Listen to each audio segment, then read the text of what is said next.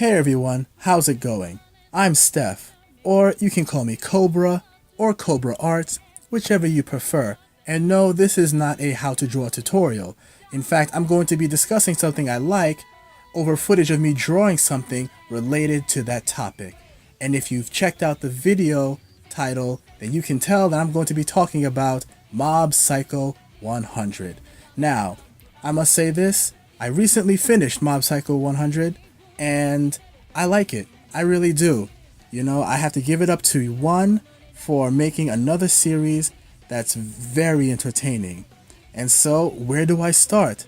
How about the story? So, I'm going to try my best to keep it as spoiler free as possible, but just in case some spoilers slip out, spoilers. Now, if you're not familiar with the series, or you haven't seen it yet, Mob Psycho 100 takes place in Japan, where there are two critical factors that exist. One being evil spirits, two espers, aka psychics. And we have our main protagonist, who is a young high school boy named Mob, who also happens to be a psychic and who also happens to be one of the strongest psychics in the series thus far. Now, I personally don't count that as spoilers, considering that we're dealing with a series created by One, who also created One Punch Man. So I think it's a trademark for this particular creator to create OP characters. So, yeah. And also, we're introduced to Mob basically being OP. So, you know, just relax there, relax there. Mob also happens to have a side job after school where he works with his quote-unquote mentor slash master Reagan, who exorcises demons. Well, he doesn't exorcise demons. Mob does it for him. He just kind of cons people into thinking that he exorcises the demons. Well, evil spirits, demons, I guess that's sort of the same thing. And the series focuses on Mob's interactions with espers and evil spirits. And those interactions are pretty damn insane. As for the art, I really like it. Now at first, I wasn't too sure about the art because it is different, it is unique, but it grew on me after a while, and I did and still do like how it's animated. I would say that it's very close to the source material. Though I haven't read the manga, I have seen panels from the manga, and there are some scenes in the anime where it feels like it's just ripped right out of the manga itself and just put onto screen with just slight movement added. And that's a fine touch. And some of the character designs are rather interesting, where it kind of reminds me of caricatures. And because of that, in a strange way, they seem to resemble or remind me of real people. Now, as I said before, how the simplistic design might be a smart business choice is because, well, most anime tends to be made on a budget. I guess with this anime having such a simplistic style, this would allow them to really figure out where they need to pour their money into and really put out a good product. And boy, I can tell where they put their money into, and that has to be the action scenes, which is one of the main selling point of this series for me. So I like me an anime with some really good action scenes, and Mob Psycho 100 is one of them action scenes. I gotta say, like, I really like how in these action scenes, when you have espers fighting each other or espers fighting evil spirits, the camera angles are very dynamic. And I noticed, like, in most of the fight scenes, the camera angle would start off in one position and then move around the room or move around the battlefield in what seems like one continuous take as the action is going on. and it kind of makes you feel like you're flying and zipping through the action as it's happening, and it's really cool. And I don't really find it jarring at all because there's not a lot of cuts, and it's real easy for the eye to follow.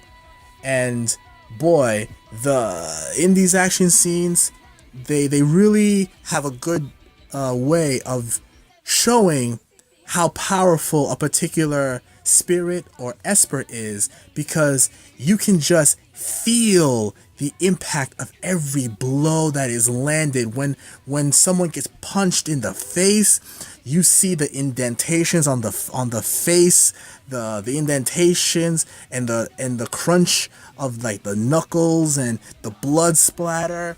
And in the use of the psychic powers, the destruction of the environments is just like, it's really cool, because it's not like DBZ style, like incinerate everything. It's like this slow build up where it's like, you know it's going to explode, but you just watch everything bubble up and then boom, it just happens.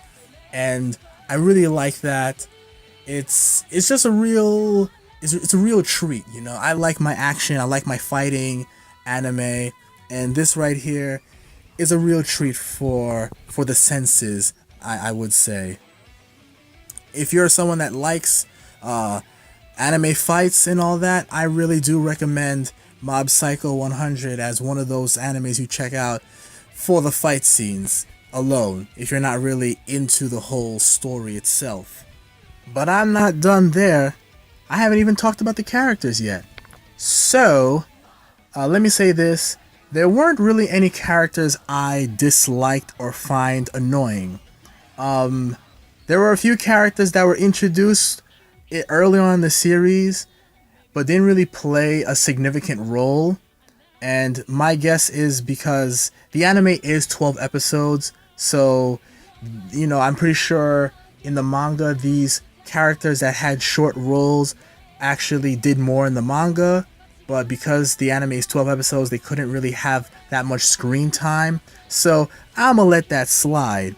But as for the other characters like Mob, Reigen, his mentor, quote unquote, Ritsu, Mob's younger brother, I was about to say older brother, that would have been a mistake, and Dimple, these guys are really cool. At first, I wasn't quite sure I was gonna like Dimple, because I thought he was just gonna be one of those like those sidekick characters that most like shonen-esque anime tend to have, and I thought that he was just gonna be there for comedic relief and be kind of like pointless, but he actually does prove his worth later on in the series.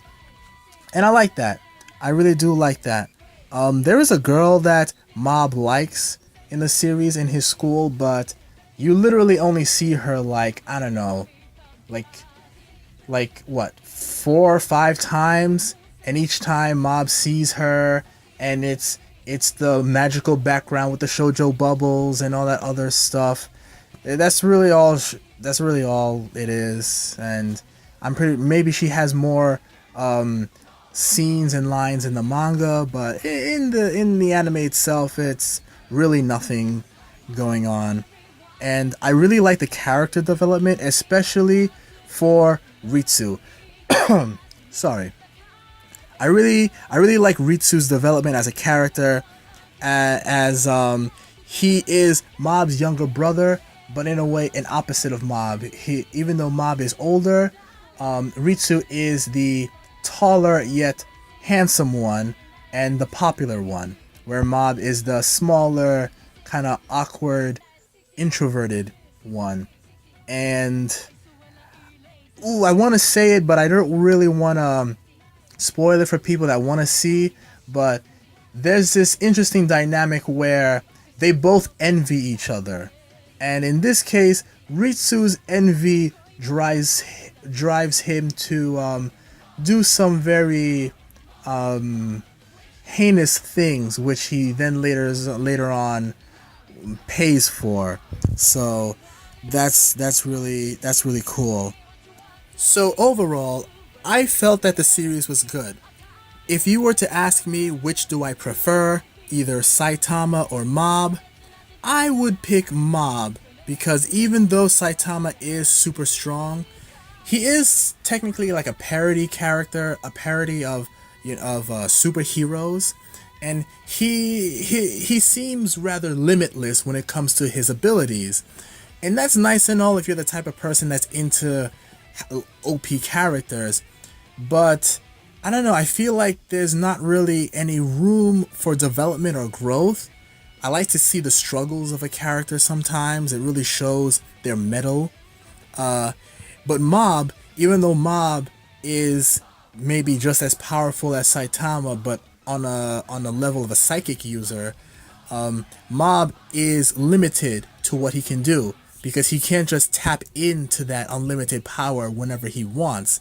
His unlimited power is actually tapped, or I should say linked to his emotions, and he has to reach a certain breaking point before he unleashes all his power, and so he can be defeated before he taps into his full potential.